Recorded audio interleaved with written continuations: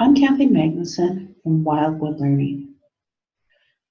Maybe as a teacher, or you've worked with children, or you have your own children, that at times you can see some negative behaviors that are happening. These negative behaviors happen because there are probably some needs that aren't being met. Needs are really important. We all have them. And our behaviors are there in helping them to get met. Sometimes the strategies that our students or our children use to get those behaviors met might be strategies that are either distracting or that, help us to not get our needs met. So here's the example. I used to be a teacher, and I recognize that in classes, we sometimes have students that we might label as chatterboxes or talkative. Maybe they're talking to the neighbor next to them, or they're interrupting in class or talking out of turn. And somehow that behavior that we see as a negative is actually a strength. They are working on building their strengths. And we, as educators, parents, and teachers, need to help them to do that in an appropriate way.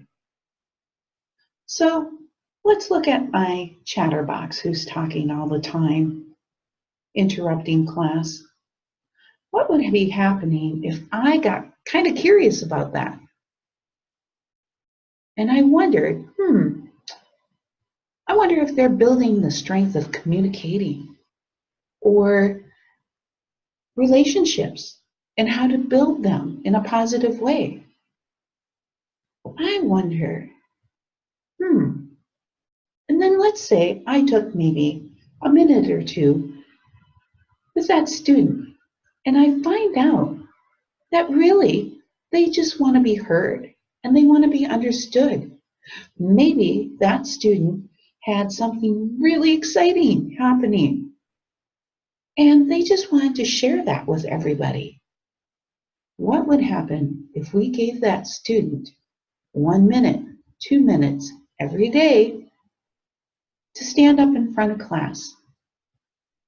Or we gave that class a little time to interact with each other.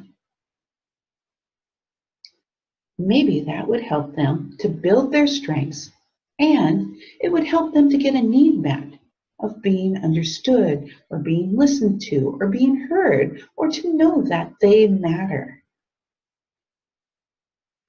I was working with a small nonprofit as we were talking about how can we help educators and others that work with children to spot strengths in themselves and also in the children that they work with. How can we spot those strengths within ourselves? Lots of times it takes people outside of us to help us to see those strengths within us. So I'm going to ask you to try this week. Try this week to take a behavior and just really start to notice. Notice and get curious. And see if you can't reframe that behavior into helping students or children get their needs met in a positive way. Help them to see that they have strengths, and those strengths are so important.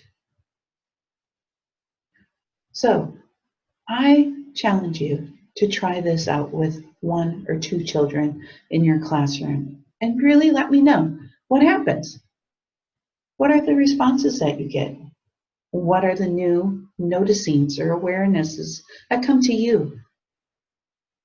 Please share in the comments below. I'd love to see that. Or you can go to www.wildwoodlearning, WILDE learning.com, and share with me. Sign up for my blog and for videos. There, we can help bring personal learning to both ourselves and to our students. I hope you have a wonderful week and enjoy the weekend.